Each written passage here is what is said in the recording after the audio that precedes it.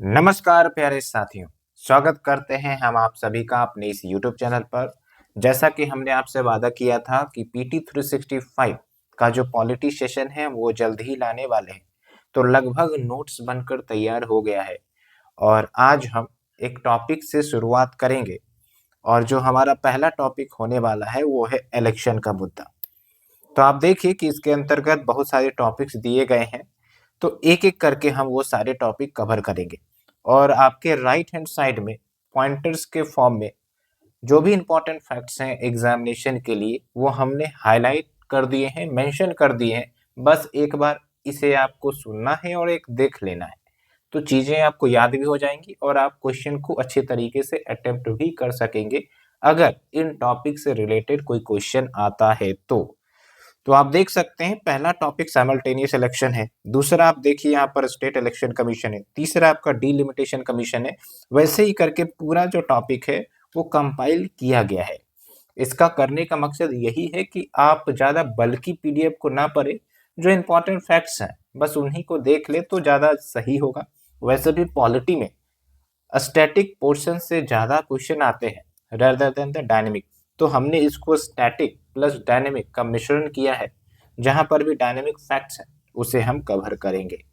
तो बस आप सपोर्ट करते रहिए, वीडियो को शेयर करते रहिए, लाइक करिए और जो भी आपको डाउट्स हो, इश्यूज हो, आप हमें कमेंट सेक्शन में पूछ सकते हैं। तो चलिए शुरुआत करेंगे। हमारा जो पहला टॉपिक है वो है साइमल्टेनियस इलेक्शन को लेकर। कंटेक्स्ट क्या है? तो लोकसभा में हाल में ही constitutional 129 constitutional amendment act bill introduce किया गया था। इसी को one nation one election bill भी कहा जाता है। तो इसको फिर पार्लियामेंट्री कमेटी को भेजा गया है, उसके रिकमेंडेशंस अभी आने वाले हैं। तो क्या मुद्दा हो गया आपका यहाँ पर वन नेशन वन इलेक्शन का? क्या है भाई वन नेशन वन इलेक्शन का मुद्दा? तो अभी आप देखते हैं कि जो लोकसभा है या फिर राज्यसभा के जो राज्यसभा नहीं, लोकसभा और स्टेट लेजिस्लेचर के इलेक्शन है वो अलग-अलग होते हैं। तो इसी को एक साथ कंडक्ट कराने की प्रक्रिया को साइमल्टेनियस इलेक्शन कहा जाता है। और थोड़ा-सा हिस्टोरिकल पर्सपेक्टिव से देखें, तो जब हमारे देश में पहला चुनाव हुआ था आज़ादी के बाद और 1967 तक जितने भी चुनाव हुए हैं, वो साइमल्टेनियस ही हुए थे। लेकिन 1967 के बाद ये ब्रेक ऑफ हो गया था। क्यों? स्टेट में प्रेसिडेंट रूल लग जाता था या फिर जो स्टेट लेजिस्लेटिव असेंबली है, वो प्रीमैच्योर डिसॉल्व हो जाता था 5 साल कवर होने से पहले। इसलिए ये जो साइकिल है, वो ब्रेक हो गया। ठीक है? अब दूसरा इंपॉर्टेंट फैक्ट आता है कि अगर फिर से हम साइमल्टेनियस इलेक्शंस को लाना चाहते हैं, तो संविधान में संशोधन करना पड़ेगा और उसी लिए अमेंडमेंट बिल लाया गया है। और इस अमेंडमेंट बिल को आप याद रखेंगे, यहाँ से भी डायरेक्ट क्वेश्चन आपसे पूछा जा सकता है। तो संविधान में क्या-क्या अमेंडमेंट या संशोधन किया जाएगा, ये कुछ पॉइंट्स आपको याद रखने हैं। पहली बात तो आर्टिकल 172 में संशोधन किया जाएगा, आर्टिकल 83 में संशोधन किया जाएगा। ये दोनों जो है वो state legislative assembly and Lok Sabha के जो टेन्योर है, टर्म्स है, उससे जुड़ा हुआ है, तो उसमें संशोधन किया जाएगा। और आप देखिए आर्टिकल 83 में जो संशोधन होगा उसमें अनएक्सपायर्ड एंड मिड टर्म की चर्चा की गई है। अब आप पूछेंगे कि सर ये अनएक्सपायर्ड टर्म क्या है? तो एक्चुअली मान के चलिए कि साइमल्टेनियस इलेक्शन का सिस्टम आ गया, ठीक है? तो टर्म पूरा होने से पहले स्टेट लेजिस्लेचर एक आध लेजिस्लेचर डिसॉल्व हो गया, तो भाई जो 5 साल उसको पूरा होना चाहिए था वो पहले ही डिसॉल्व हो गया, तो उससे बीच का जो टर्म है, जिस दिन डिसॉल्व हुआ और जो फुल टर्म उसे कंप्लीट करना चाहिए था, तो वो दोनों के पीरियड को अनएक्सपायर्ड टर्म कह देंगे। और उन अनएक्सपायर्ड टर्म में ही आपका मिड टर्म इलेक्शन हो जाएगा और वो मिड टर्म इलेक्शन कब तक रहेगा? जो आपका 5 साल जब कंप्लीट होने वाला था उस समय तक रहेगा, ठीक है? तभी तो साइमल्टेनियस होगा। अदरवाइज अगर इलेक्शन हुआ फिर से 5 साल का टर्म वैलिडेट हो जाएगा, तो वो तो साइमल्टेनियस का ब्रेकडाउन हो जाएगा ना। तो उसको कंसोलिडेट करने के लिए ये मिड टर्म इलेक्शन का भी कंसेप्ट लाया गया है और ये अनएक्सपायर्ड पीरियड तक ही वैलिड रहेगा। उम्मीद करते हैं आपको यहाँ तक समझ में आ गया होगा। उसके बाद देखिए, ये मैंने आपको बता दिया है अनएक्सपायर्ड टर्म के बारे में, मिड टर्म इलेक्शन के बारे में। ओके, उसके बाद आर्टिकल 327 में भी चेंज किए जाएंगे। इसमें पार्लियामेंट को पावर दिया जाएगा to make provisions with respect to state legislative assembly. Okay, अब कुछ एक्स्ट्रा पॉइंट्स आप देखेंगे कि जो वन नेशन वन इलेक्शन का मतलब ये नहीं है कि एक ही दिन वोटिंग हो जाएगी। वैसे भी लोकसभा के इलेक्शन भी आप देख लीजिए फेजेज में होते हैं, तो ये तो कोई लाजमी नहीं है कि एक ही दिन में सारे वोटिंग कंडक्ट करवा दिए जाए, और वो पॉसिबल भी नहीं है, फिजिबल भी नहीं है। एंड एक इम्पॉर्टेंट पॉइंट यहाँ से ये भी निकल कर आता है कि अगर डिसॉल्व हो जाती है हाउस, तो जो पेंडिंग बिल्स हैं, जो हाउस में पेंडिंग बिल्स हैं, वो एक्सपायर हो जाएंगी। और one nation one election conduct करने के लिए हाल फिलहाल में रामनाथ कोविंद कमिटी गठित की गई थी, और रिपोर्ट भी आ चुका है उसमें, और उसका रिकमेंडेशन रहा है कि ये वन नेशन वन इलेक्शन होना चाहिए। तो ये पूरा हमने आपको चर्चा कर दिया है।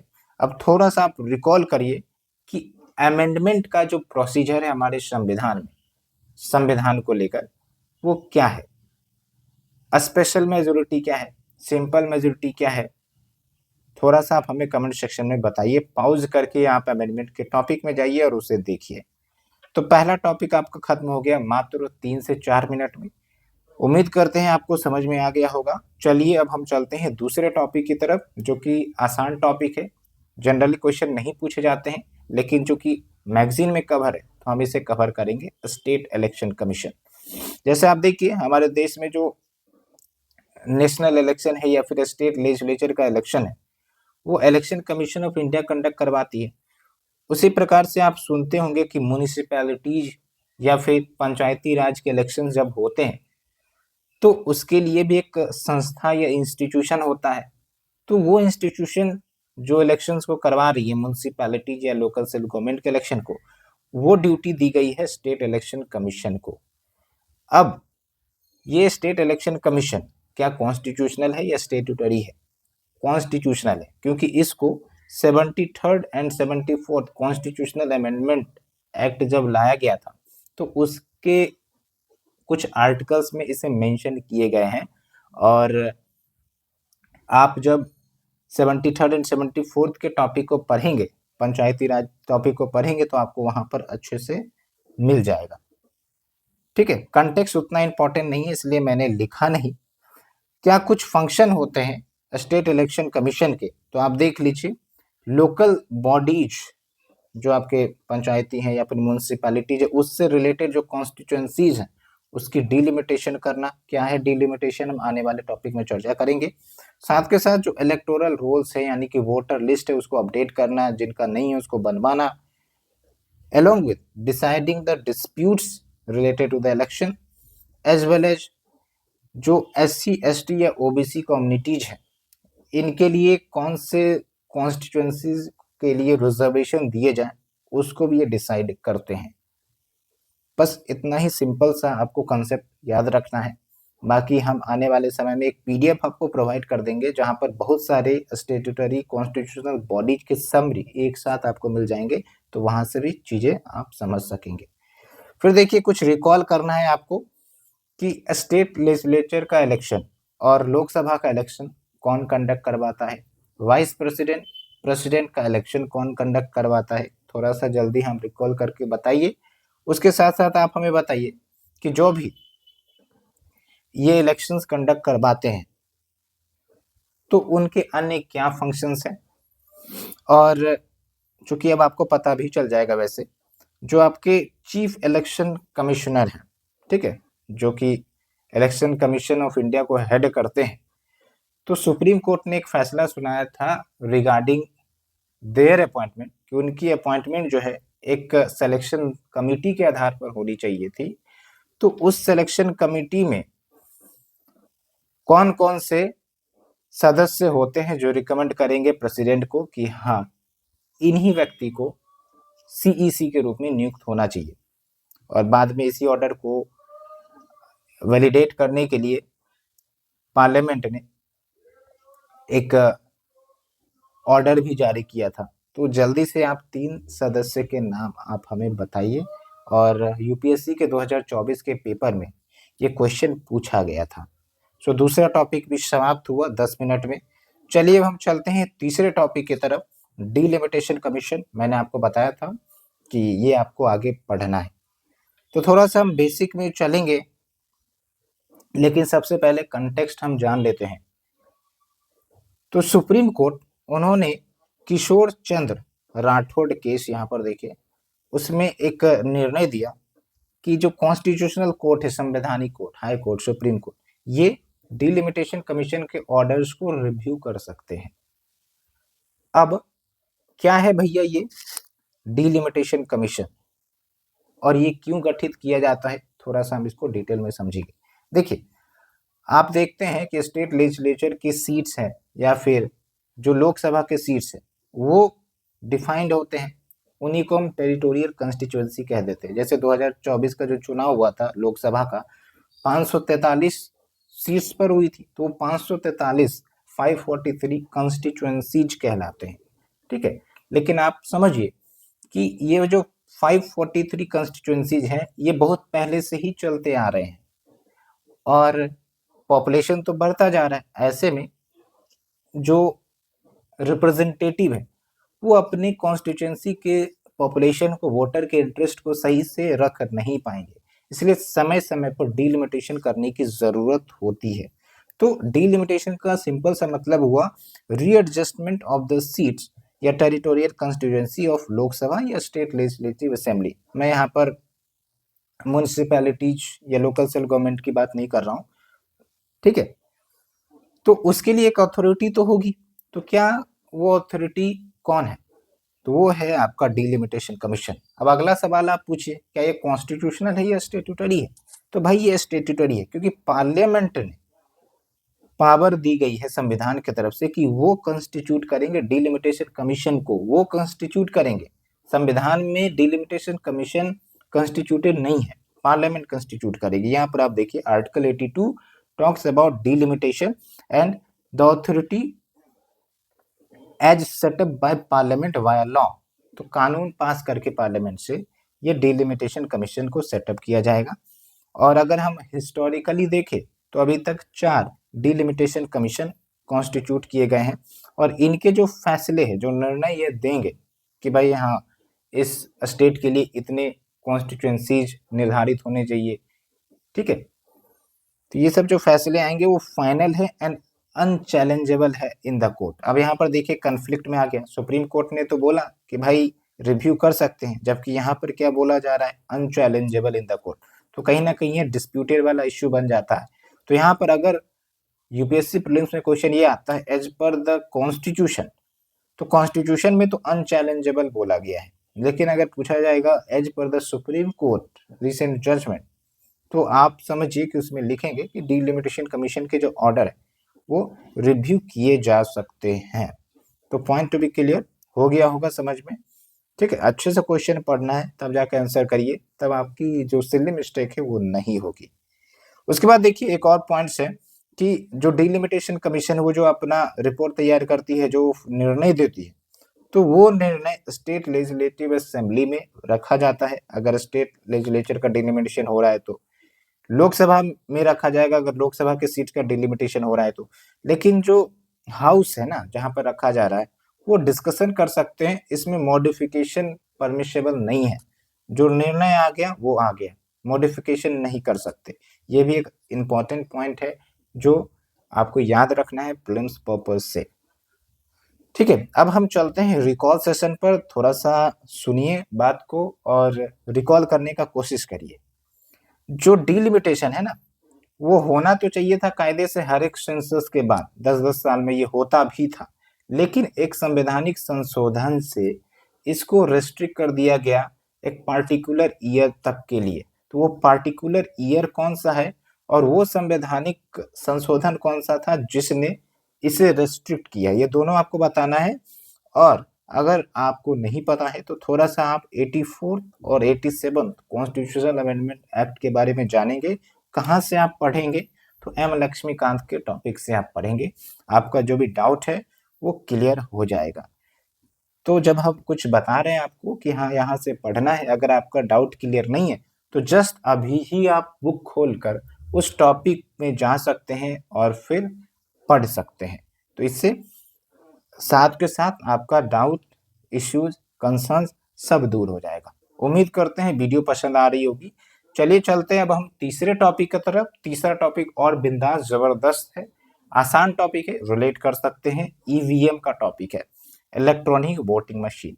और उम्मीद करते हैं कि आप सभी ने कहीं ना कहीं कभी ना कभी वोटिंग तो जरूर दी होगी। तो जब वोटिंग दे रहे होंगे तो एक मशीन आपको, बड़ा सा डब्बा आपको दिखता होगा। तो वो डब्बा और कुछ नहीं बल्कि ईवीएम ही है, जहां पर आपको इस तरीके से कुछ पॉलिटिकल पार्टीज के नाम मेंशन होंगे और वहां पर बटन दबाने के लिए आपको बताया जाता होगा। ठीक है, तो ये हो गया ईवीएम मशीन। लेकिन यहाँ पर मुद्दा ईवीएम का नहीं है, यहाँ पर वीवीपीएटी का मुद्दा है। अब क्या है ये वीवीपीएटी, इसको हम समझेंगे।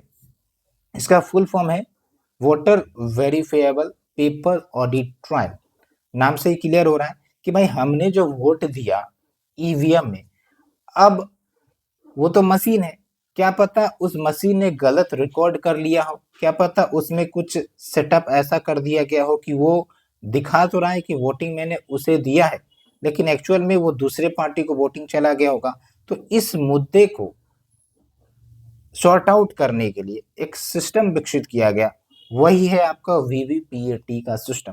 ये भी एक मशीन होता है जो आप देखेंगे कि ईवीएम के साथ अटैच होता है, और जब आप वोटिंग करते हैं तो 7 सेकंड के लिए एक डिस्प्ले हो जाता है कि आपने किस पार्टी को वोट दिया है, ताकि आप संतुष्ट हो जाएं कि हाँ हमने उसी को वोट दिया। और फिर ये जो पर्ची है ना कट के एक बॉक्स में चली जाती है, ये आपको मिलती नहीं है 7 सेकंड के लिए, तो वेरीफाई करने के लिए।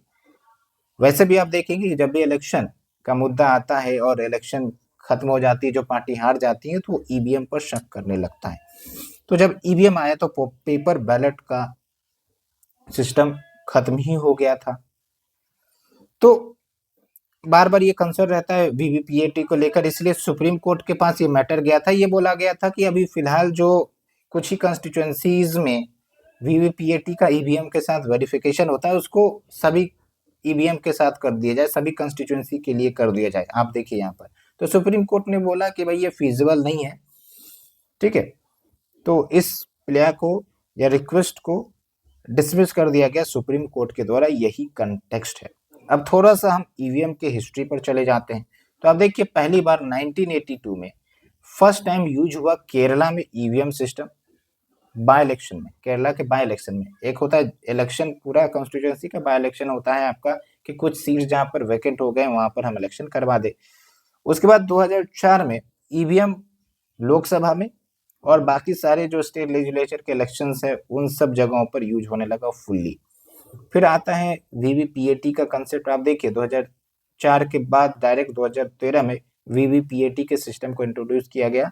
और जैसा कि मैंने बोला कि सारे कॉन्स्टिट्यूएंसी में वीवीपीएटी का तो वेरिफिकेशन होता नहीं है, तो सुप्रीम कोर्ट का एक फैसला आया था 2019 में। सुप्रीम कोर्ट ने उस फैसले में कहा था कि पर असेंबली 5 ईवीएम का वीवीपीएटी के साथ क्रॉस वेरिफिकेशन होना चाहिए।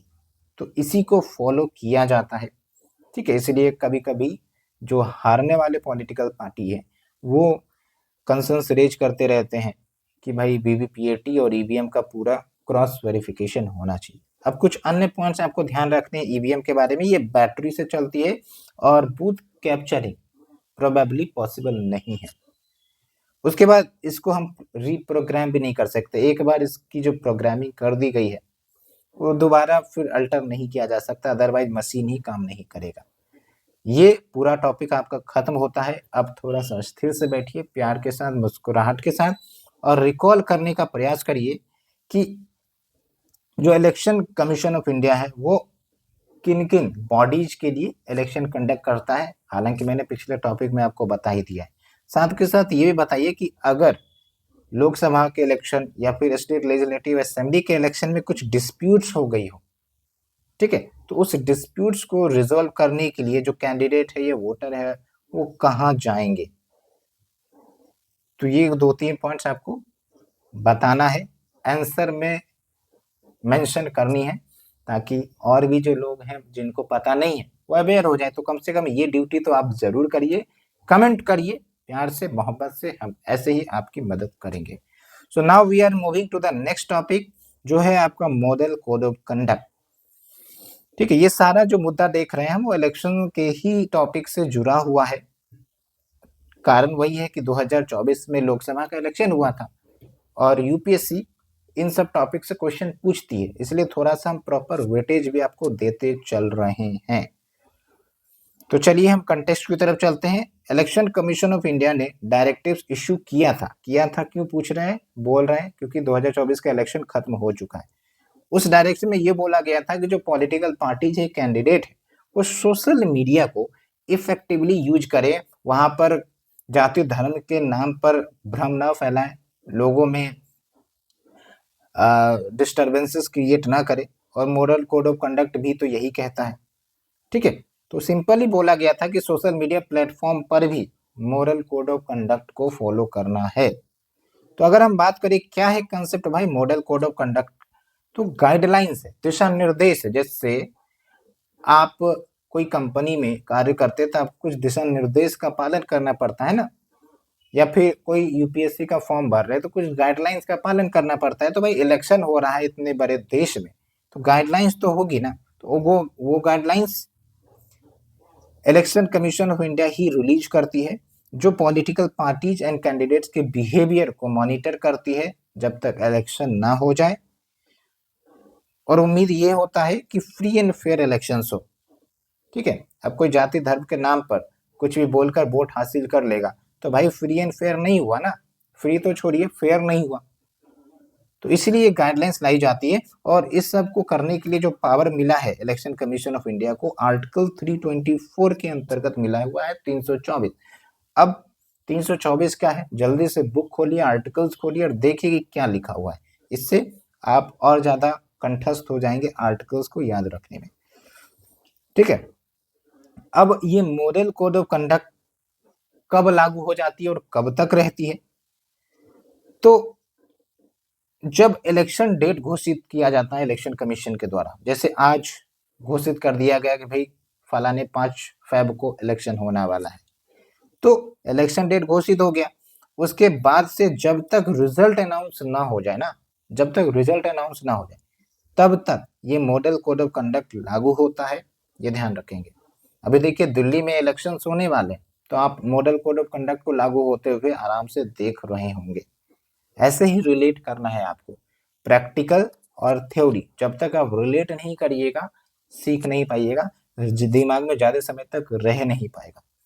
तो अगर हम बात करें ओरिजिन क्या है मॉडल कोड ऑफ कंडक्ट की, तो 1960 में ये केरला के जो स्टेट लेजिस्लेटिव असेंबली में इस कंसेप्ट को अपनाया गया था। उसके बाद धीरे धीरे चेंजेस करते गए, फिर लोकसभा सब में भी इसको लाया गया, तो वहां से आपका ओरिजिन ट्रेस होता है।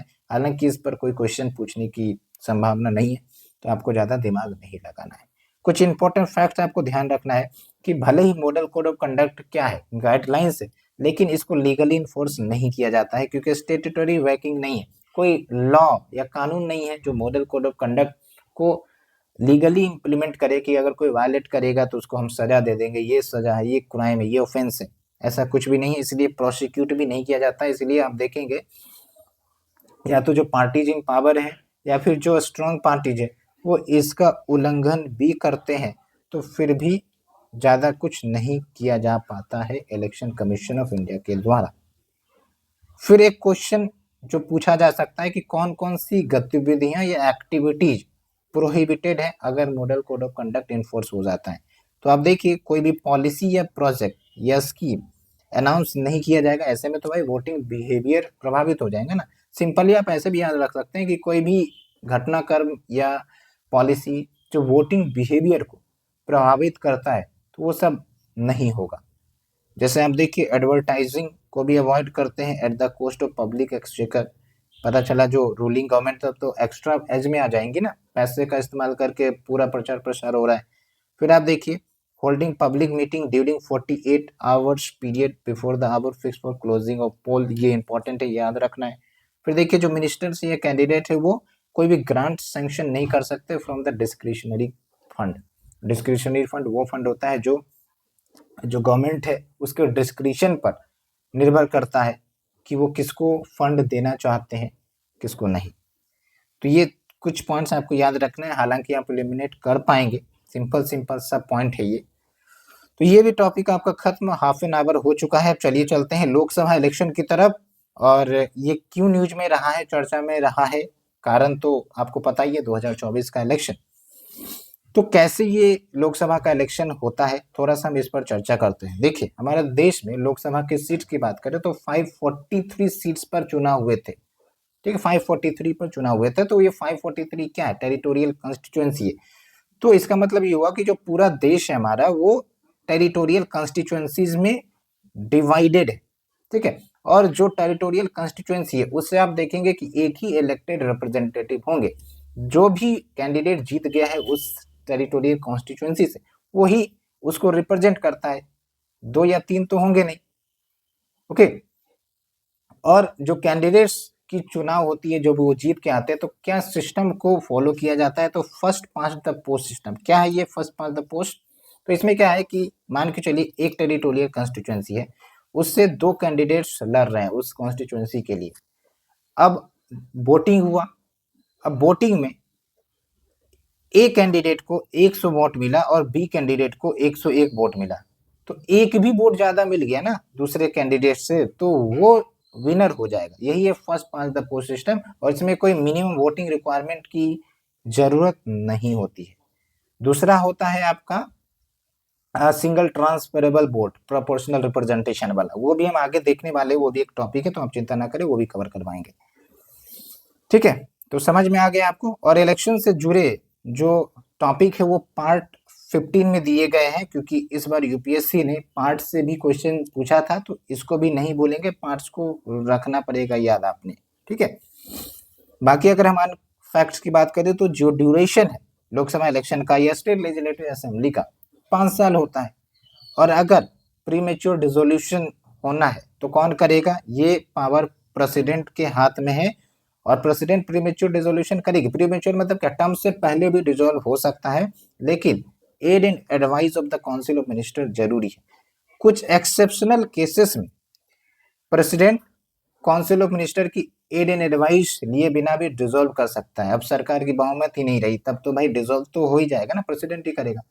लेकिन अगर बहुमत है तो डिसॉल्व करना है प्रेसिडेंट को, तो फिर एड एंड एडवाइस के आधार पर ही होगा। और ये जो डिसोल्यूशन है ना, ये कोर्ट में चैलेंज नहीं किया जा सकता। ये कुछ पॉइंट्स आपको याद रखना है। ठीक है, फिर एक और अन्य पॉइंट्स है कि जब नेशनल इमरजेंसी होती है, लगा दी जाती है आर्टिकल 352 के अंतर्गत, तो नेशनल इमरजेंसी के दौरान हम लोकसभा के टर्म को एक्सटेंड कर सकते हैं 1-1 साल करके। ठीक है, वो बेसिकली पार्लियामेंट से पास भी करवाना पड़ता है, लेकिन 1-1 साल के लिए हम एक्सटेंड कर सकते हैं एट ए टाइम। लेकिन जिस दिन नेशनल इमरजेंसी खत्म हो गई है उसके 6 महीने से ज्यादा एक्सटेंड नहीं किया जा सकता, यानी कि 6 महीने के भीतर भीतर फिर जो चुनाव है वो होनी है, ऐसे करके याद रखेंगे। ठीक है, तो आप देखिए, नेशनल इमरजेंसी जब इंड हो जाता है तो इसको फिर हम बियॉन्ड 6 मंथ एक्सटेंड नहीं कर सकते, लेकिन हम 1-1 साल के लिए एक्सटेंड कर सकते हैं, प्रोवाइडेड कि पार्लियामेंट्री अप्रूवल जरूरी होती है। हम एक इमरजेंसी का टॉपिक को डिस्कस करने ही वाले हैं, आगे एक चैप्टर ही है, तो आप चिंता ना करें। कुछ रिकॉल करेंगे आप, जैसे राज्यसभा का इलेक्शन कैसे होता है, और क्या राज्यसभा का कोई डिसोल्यूशन प्रोसेस है, इस पर आपको थोड़ा सोच समझकर जवाब देना है। क्या राज्यसभा को डिसॉल्व किया जा सकता है, या फिर लोकसभा या स्टेट लेजिस्लेटिव असेंबली को ही डिसॉल्व किया जाता है?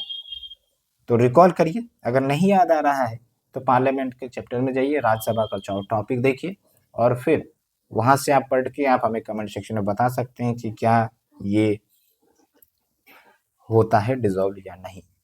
अब हम आते हैं शॉर्ट न्यूज की तरफ। लॉन्ग वाला जो भी टॉपिक है वो आसान तरीके से समाप्त हो चुका है, तो शॉर्ट टॉपिक की तरफ चलेंगे। एक है आपका आर्टिकल 329B। सिंपल आपको याद रखना है ये आर्टिकल क्या कहता है। तो आप समझिए कि लेट्स से कि इलेक्शन हुआ, लोकसभा का इलेक्शन हुआ, स्टेट लेजिस्लेटिव का इलेक्शन हुआ।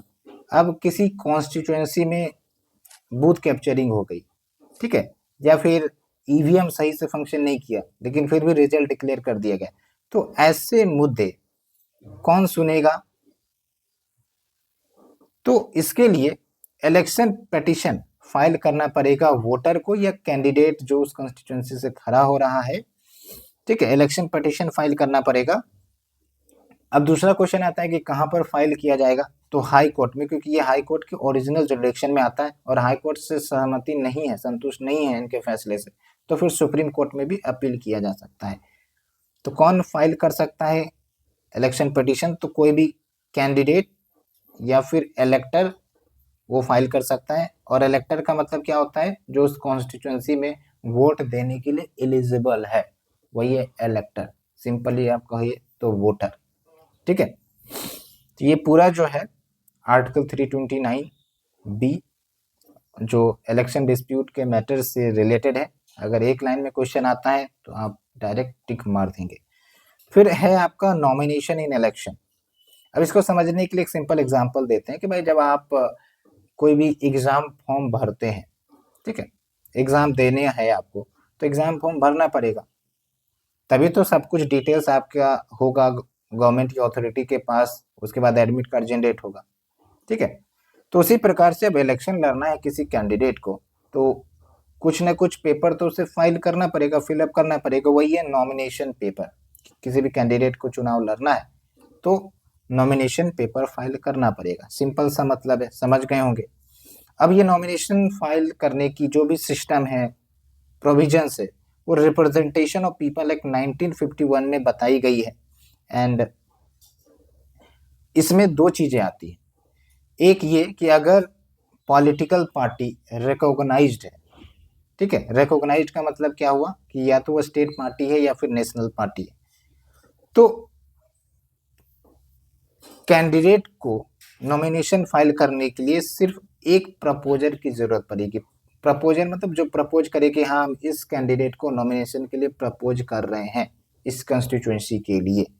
तो अगर registered and recognised political party है तो, लेकिन अगर अनरिकॉग्नाइज्ड पॉलिटिकल पार्टी है ना, तो अगर उसके कैंडिडेट को प्रपोज करना है या फिर इंडिपेंडेंट कैंडिडेट है उसको प्रपोज करना है तो 10 प्रपोजर की जरूरत पड़ेगी। सिंपल सा है। और सुप्रीम कोर्ट ने रिसेंट जजमेंट में कहा है कि जो इलेक्शन कैंडिडेट्स हैं इनको राइट टू प्राइवेसी भी है इन सर्टेन इन्फॉर्मेशन, यानी कि सब कुछ इन्फॉर्मेशन नहीं दिया जाता है, जो पब्लिक करने के लायक इन्फॉर्मेशन है वही दिया जाता है। ये तो लॉजिक भी है। अब जैसे आप समझिए कौन से केसेस, क्रिमिनल केसेस उन पर हैं या फिर कितना एसेट है, ये सब क्या है नॉमिनेशन पेपर फाइल करते वक्त फाइल करनी पड़ती है, ठीक है, और ये जनता को जानना भी होता है। लेकिन बहुत सारे ऐसे इन्फॉर्मेशन है, पर्सनल इन्फॉर्मेशन, अब बोलेगा भाई डेबिट कार्ड का नंबर भी पब्लिक कर दो, तो ये तो होने वाला नहीं है ना। तो सर्टेन इन्फॉर्मेशन को लेकर राइट टू प्राइवेसी भी इलेक्शन कैंडिडेट एंजॉय करते हैं, ये पॉइंट आपको ध्यान रखना है। अब यहाँ पर रिकॉल का सेशन करिए कि नेशनल पार्टी और स्टेट पार्टी को रिकॉग्नाइज करने के लिए क्या एलिजिबिलिटी क्राइटेरिया है और ये क्राइटेरिया किस लॉ में कही गई है या कोई संविधान में बताई गई है, थोड़ा सा आपको याद रखना है, रिकॉल करना है।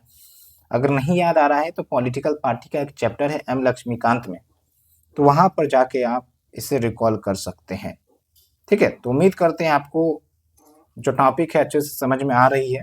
चलिए हम चलते हैं कुछ माइक्रो टॉपिक्स की तरफ। एक है रीपॉलिंग, नाम से ही क्लियर हो रहा है कि जिस जगह पर, जिस कॉन्स्टिट्यूएंसी या फिर जिस बूथ पर दोबारा से पॉलिंग करवाई जा रही है, वोटिंग करवाई जा रही है। तो ये न्यूज में तब आई थी जब मणिपुर और अरुणाचल प्रदेश में कुछ जगहों पर वायलेंस हुआ था और पोलिंग सही से नहीं हो पाई थी, तो इसलिए वहां पर रीपॉलिंग का कंसेप्ट लाया गया था, मतलब रीपॉलिंग करवाया गया। तो अब आप ये पूछेंगे कि रीपॉलिंग से रिलेटेड प्रोविजंस किसमें कही गई है, तो रिप्रेजेंटेशन ऑफ पीपल एक्ट 1951, क्योंकि इलेक्शन से जुड़ा मुद्दा वो आरपीए में ही लिखा गया है, ठीक है। तो किन किन केसेस पर रीपॉलिंग हो सकती है, तो लॉजिकल एलिमिनेशन भी किया जा सकता है, जैसे नेचुरल कैलामिटी आ गई, पता चला बूथ ही बह गया भाई, वायलेंस हो गया, जो कि मणिपुर सब में अभी देखा जा रहा है वैसे भी। फिर देखिए वोटिंग मशीन डैमेज या डिस्ट्रैक्ट हो गया, या फिर बूथ कैप्चरिंग हो गया, या फिर जो भी रिकॉग्नाइज पॉलिटिकल पार्टी है और उसके जो कैंडिडेट खड़े हुए थे उसका सडन डेथ हो गया, तो रीपोलिंग होगा ऐसे केस में। सिंपल सा है। अब दूसरा है आपका साइलेंस पीरियड। तो ये ऐसे तो बहुत सारे स्टेटमेंट दिए गए हैं यहाँ पर, लेकिन मैं आपको सिंपल तरीके से बताता हूँ कि साइलेंस पीरियड होता क्या है। तो देखिए, जो आपका इलेक्शन डेट है, कि मान के चलिए आज है 16 जनवरी, तो 16 जनवरी को इलेक्शन होना है, तो उससे 48 घंटे पहले चल जाइए, ठीक है। और जब तक पोलिंग हो रही है, वोटिंग हो रही है, उसको भी इंक्लूड कर लीजिए। तो इसके बीच का जो भी टाइम है ना, वो साइलेंस पीरियड का टाइम है। और साइलेंस पीरियड में होता क्या है कि जो पॉलिटिकल पार्टी है, कैंडिडेट है, वो कैंपेनिंग सबको बंद करना होता है। पॉलिटिकल कैंपेनिंग, प्रचार प्रसार, जाकर हम स्पीच दे रहे हैं, भाषण दे रहे हैं, है ना, योजना शुरू कर रहे हैं, ये सब सब कुछ बंद है, ठीक है, ताकि वोटर को शॉर्ट टर्म इम्पैक्ट ना दे दिया जाए। नहीं तो बहुत सारे वोटर्स ऐसे भी होते हैं ना कि शॉर्ट टर्म में कुछ ऐसे बातें उसने सुन ली या कुछ योजना का प्रचार प्रसार देख लिया, तो हो सकता है वो उसे जाके वोटिंग दे दे, और ये कहीं ना कहीं रूलिंग पार्टी के फेवर में ज्यादा इंक्लाइन हो सकता है। हालांकि साइलेंस पीरियड की बात ना तो संविधान में ना तो रिप्रेजेंटेशन ऑफ पीपल एक्ट में मेंशन है, लेकिन रिप्रेजेंटेशन ऑफ पीपल एक्ट में कुछ बातें बताई गई हैं जो आपको देखना है। एक तो ये कि सेक्शन 126 ए एग्जिट पोल्स को कंडक्ट करने के लिए पूरा प्रोहिबिट करता है, ओके। और फिर section 126 clause 1 sub clause B, ये ओपिनियन पोल को डिस्प्ले करने के लिए भी प्रोहिबिट करता है। अब एग्जिट पोल क्या होता है? देखिए, जब कोई वोटर वोट करके जा रहा होता है, यानी कि एग्जिट करके जा रहा होता है, पता चला कि चार जो है व्यक्ति माइक लेके पूछ रहे हैं, भाई आप किसको वोट दिए, आप किसको वोट दिए, तो ऐसे में तो भाई रिजल्ट वहीं पर डिक्लेयर हो जाएगा। ऐसे में तो जो टीवी पर देख रहे होंगे वोटर कि भाई 1 घंटे के बाद जाते हैं कि चुनाव का क्या माहौल है, अब पता चला एक पार्टी जीत रहा है, तो उसको हराने के लिए वो दूसरा पार्टी को वोट दे देगा। तो इसीलिए एग्जिट पोल्स को बैन किया जाता है। और ओपिनियन पोल का मतलब क्या होता है कि भाई जनता से हम पूछ रहे हैं कि आप किसको वोट दे रहे हैं या वोट देना चाहते हैं, ये ओपिनियन पोल हो गया। डायरेक्टली हम पूछ रहे हैं। सीक्रेटिवली ऐसे तो पोल ऑर्गेनाइज होती है सोशल मीडिया पर, तो वो सब तो आइडेंटिटी डिस्क्लोज नहीं होती ना, इसलिए वो ओपिनियन पोल करवाए जाते हैं जिसमें आइडेंटिटी नहीं दिखती है, ठीक है। उसके बाद जो हमारा अगला टॉपिक है, वन कैंडिडेट मल्टीपल कंस्टिट्यूएंसी। तो नाम से ही क्लियर हो रहा है, वैसे थोड़ा कंटेक्स्ट में आपको बता देता हूं कि जो राहुल गांधी है, the leader of largest opposition party, ठीक है, तो वो 2 कॉन्स्टिट्यूएंसी से खड़ा हुए थे और दोनों कॉन्स्टिट्यूएंसी से जीत गए थे, ठीक है। तो इसी कंटेक्स्ट को लेकर ये आपका न्यूज में आया है। और इसके अंतर्गत क्या है कि एक कैंडिडेट जो है मल्टीपल कंस्टिट्यूएंसी से खड़ा हुए, और जैसा कि आपको पता है कि जो एक कैंडिडेट है वो एक ही कंस्टिट्यूएंसी को रिप्रेजेंट कर सकते हैं। तो अगर वो 2 कंस्टिट्यूएंसी से भी जीत गए तो एक सीट खाली करना पड़ेगा, और जिस सीट को खाली किया गया है वहां पर बाय इलेक्शंस होंगे, ठीक है। तो यही नियम है आपका। वैसे एक समय था 1996 तक जहां पर अनलिमिटेड जितने भी कॉन्स्टिट्यूएंसी हैं उस कॉन्स्टिट्यूएंसी से खड़ा हो सकते थे। बट अगर जीत हो जाता है, मान के चलिए 5 कॉन्स्टिट्यूएंसी से भी जीत हो गया, तो बस एक कॉन्स्टिट्यूएंसी उसको चूज करना पड़ेगा कि भाई कौन पोजीशन पर आप रहना चाहते हो, कौन सी कॉन्स्टिट्यूएंसी को आप रहना चाहते हो। बाकी जगहों पर बाय इलेक्शन हो जाता था, तो भाई खर्चा भी आता था, बहुत सारे इश्यूज आ जाते थे, ठीक है। तो इसी को चेंज किया गया, अमेंड किया गया रिप्रेजेंटेशन ऑफ पीपल एक्ट 1951 1996 के बाद से। तो अब क्या है कि एक कैंडिडेट मैक्सिमम 2 सीट से खड़े हो सकते हैं, और अगर दोनों में जीत गए तो फिर एक खाली करना पड़ेगा, और जहां पर खाली हुआ वहां पर बाय इलेक्शन करना पड़ेगा। बस यही है, सिंपल सा। उसके बाद चलते हैं हम अगले टॉपिक की तरफ, होम वोटिंग का टॉपिक है, ठीक है। होम वोटिंग के साथ हम सर्विस वोटिंग के भी कंसेप्ट को समझ लेंगे। तो इलेक्शन कमीशन ऑफ इंडिया ने पहली बार होम वोटिंग की सुविधा 2024 के इलेक्शन में दी है। नाम से ही पता चल रहा है, होम वोटिंग मतलब घर से ही वोटिंग करके वो जो भी पोस्टल बैलेट है वो भेज देगा। अब सबके लिए तो होम वोटिंग होगा नहीं, किसके लिए होगा भाई? जो वोट देने में असमर्थ है, पोलिंग बूथ जाने में, तो सिंपली कौन होंगे? तो आप देखिए, पर्सन विथ डिजेबिलिटी, और यहाँ पर ये मार्क की गई है जिनकी जो डिजेबिलिटी परसेंटेज है वो 40% है। दूसरा है आपका सीनियर सिटीजन, जिनकी उम्र 85 साल या उससे ऊपर की है, एबव 85 ईयर्स, ठीक है। तो ये दोनों के लिए आपका ये कंसेप्ट लाया गया था। तो प्रोसेस क्या होता है? तो इलेक्शन कमीशन जो है ना, इन्हें पोस्टल बैलेट भेज देगी, पोस्ट के थ्रू बैलेट भेज दिया जाएगा, और फिर ये जो व्यक्ति हैं वो अपने वोट प्रेफरेंस को मेंशन करेंगे उसमें, फिर उसको सबमिट कर दिया जाता है इलेक्शन कमीशन के पास, ठीक है। फिर जब काउंटिंग होती है तो उसमें इसको इंक्लूड कर लिया जाता है। ये है आपका पोस्टल बैलेट वाला सिस्टम, ठीक है। यहाँ पर देखिए postal ballot, votes being sent by post, following persons are entitled to vote by post. कौन कौन से एलिजिबल है? यहाँ पर होम वोटिंग अलग है, ठीक है, होता तो है पोस्टल बैलेट से ही, लेकिन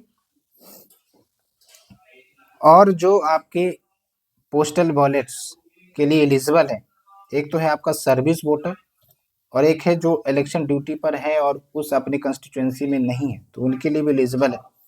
उसके बाद जो प्रिवेंटिव डिटेंशन में है वो भी आपका ये कर सकते हैं, पोस्टल बैलेट की सुविधा ले सकते हैं। फिर एक कंसेप्ट आता है आपका प्रॉक्सी वोटिंग।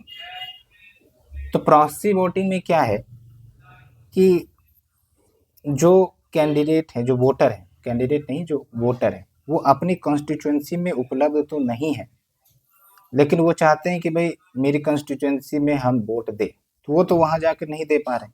तो ऐसे में क्या करेंगे? प्रॉक्सी वोटर को खड़ा कर देंगे कि भाई मेरे बदले ये जाके वोट दे देगा, ठीक है। तो वो है प्रॉक्सी वोटिंग। हालांकि ये प्रोजेक्ट वोटिंग वाला सिस्टम फिलहाल तो नहीं है, सर्वी वोटर के लिए ये कंसेप्ट अभी लागू है, सबके लिए नहीं, ठीक है। हम देख सकते हैं, delegate his voting right to a representative ही नॉमिनेट्स। अब यहाँ पर ये है जो क्वेश्चन पूछा जाता है कि सर्विस वोटर्स के अंतर्गत कौन कौन से शामिल हैं। एक तो ये कि आर्म्ड फोर्सेस के सदस्य, दूसरा है आपका member of police forces of A state, जो उस स्टेट से आउटसाइड सर्व कर रहे हैं। उसके बाद है member of a force to which army act 1950 is applicable, ठीक है। फिर आप देखिए, person who is employed under government of India in a post outside India, तो ये सब एलिजिबल है। उसके बाद एक है स्वीप। अगर वन लाइनर क्वेश्चन आ जाता है कि स्वीप क्या है, तो बेसिकली वोटर के लिए अवेयरनेस बढ़ाने के लिए स्वीप ऐप लाया गया था इलेक्शन कमीशन के द्वारा, ठीक है। सेंसिटाइज द पीडब्ल्यूडीज फ्रेंड्स फैमिलीज कि वो वोट दे, वोटिंग के समय अपने वोट राइट्स को वैलिडेट करे। तो बस we are going to end this session. एक दो टॉपिक और है शॉर्ट वाले में। फिर है आपका फॉर्म 17C। इसमें बस एक लाइन में याद रखना है कि ये जो फॉर्म 17C है, it is related to directions या गाइडलाइंस जो फॉलो करने हैं under the conduct of election rules 1961। Okay, ज़्यादा इसमें डीपर नहीं जाना है। फिर we have the last topic जो कि है आपका ब्रेली साइनेज। देखिए, जो विजुअली इम्पेयर्ड वोटर है, जो देख नहीं पाएंगे, अब भाई उनको भी तो वोटिंग राइट्स देना है ना, तो वो भी तो फ्लेक्सिबल हो वोट करने में। तो अब ईवीएम में क्या है कि अगर ब्रेली साइनेज नहीं रहेगा तो फिर उनको वोटिंग देने में दिक्कत होगी। पता चला ए को देने के बदले बी को दे दिया। इसलिए ब्रेली साइनेज पुडुचेरी के इलेक्शंस में वहाँ के ईवीएम में इंट्रोड्यूस किया गया कि भाई अगर ईवीएम है, ठीक है, अब यहाँ पर पार्टीज के नाम दिए गए, बटन दिया गया, तो वहाँ पर ब्रेली साइनेज दे दिया जाएगा ताकि वो साइन के माध्यम से महसूस कर ले कि भाई इस पार्टी का है, ठीक है। तो इससे क्या है कि एक भरोसा बनेगा वोटर को कि हाँ, हमने जो सोच कर रखा था जिसे वोट देना है तो उसे वोट मिलेगा। और ये इंग्लिश और तमिल में साइनेज को इंट्रोड्यूस किया गया, पूरे देश में नहीं, पुडुचेरी में। तो ये पूरा जो टॉपिक है इलेक्शंस का वो खत्म होता है। सिंपल से नोट्स के माध्यम से। उम्मीद करते हैं आपको समझ में आ गया होगा। बाकी आप अपना रिव्यू हमें कमेंट सेक्शन में ज़रूर बता सकते हैं कैसा लगा। उसके बाद फिर जो दूसरा टॉपिक होने वाला है वो भी मैं आपको बता देता हूँ कि कौन सा टॉपिक है दूसरा वाला, functions of the parliament, legislature and local cell government. यहाँ पर देखिए आपका लगभग सारा टॉपिक खत्म हो गया। 329B, nomination, repolling, silence period, one candidate, multiple constituency, home voting, form 17C, release signage, ये सब कुछ हमने कवर किया है। फिर यहाँ पर आपका ये टॉपिक बचेगा, फिर इश्यूज रिलेटेड टू कॉन्स्टिट्यूशन। तो उस प्रकार से धीरे धीरे हम सारा टॉपिक खत्म करने वाले हैं। तो आप बताइए कैसा लगा आपको ये initiative. Thank you for watching this series, and we are going to come back with the next topic. Thank you friends, thank you very much.